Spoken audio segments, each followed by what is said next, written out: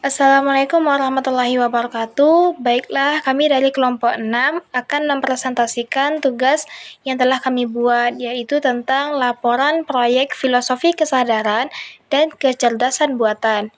Yang sebelumnya yang beranggotakan, saya sendiri sebagai presentator Nova Amelia, Seruni Elnasonia, dan Wulanda Ria Persadazan.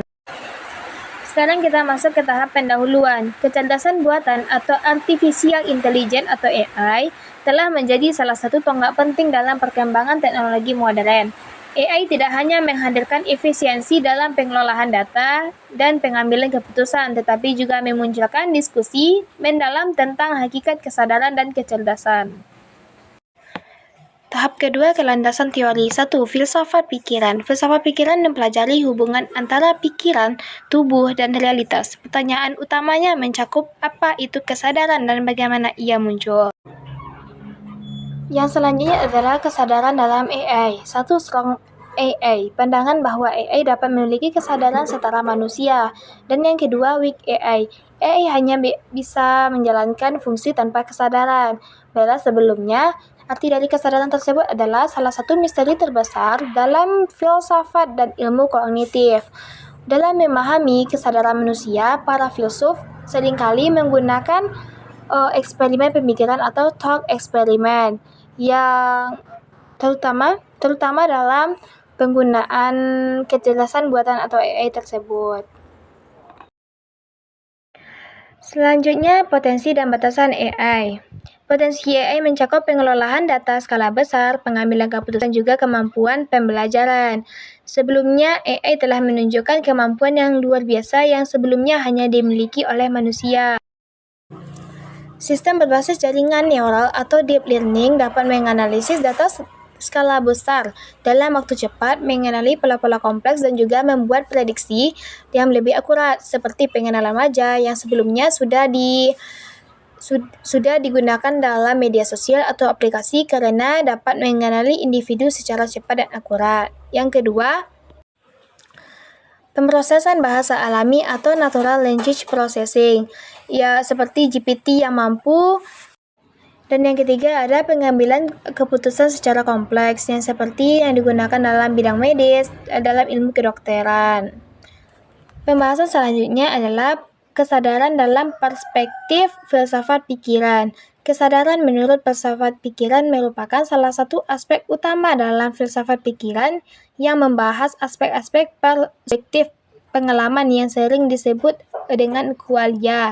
Dalam filsafat pikiran, kesadaran dipahami sebagai kondisi mental atau pengalaman subjektif yang memungkinkan seseorang memiliki persepsi, pikiran, dan emosi. Maksud dari qualia tersendiri itu adalah salah satu manusia yang bisa merasakan, berpikir, memahami dunia dari sudut pandang secara pribadi. Jadi kesimpulannya, kesadaran menurut filsafat pikiran adalah salah satu konsep yang paling kompleks dalam filsafat yang berkaitan dengan kemampuan individu yang memiliki pengalaman subjektif. Selanjutnya, AI sebagai representasi kecerdasan tanpa kesadaran.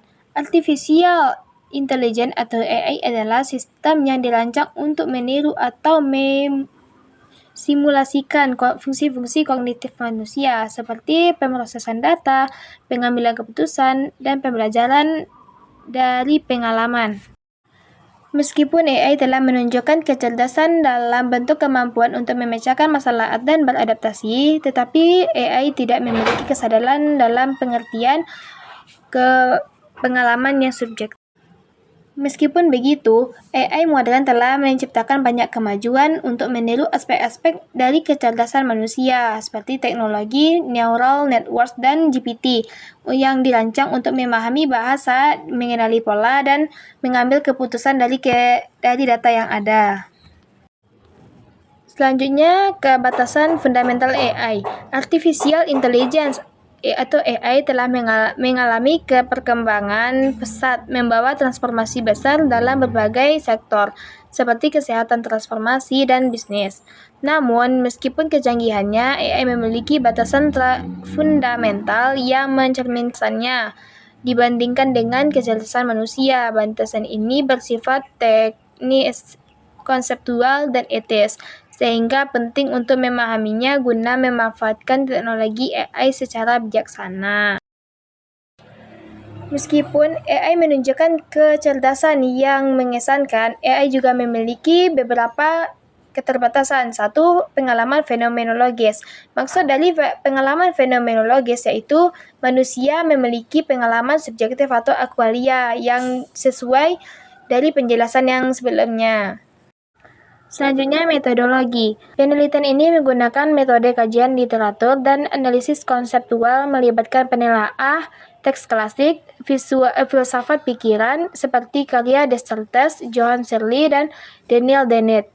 Kemudian, analisis studi terbaru terkait pengembangan AI, termasuk teori kesadaran buatan, serta diskusi interdisipliner untuk mengeksplorasi dan teknologi dan filsafat. Untuk yang terakhir, hasil dan diskusi. 1. Potensi AI.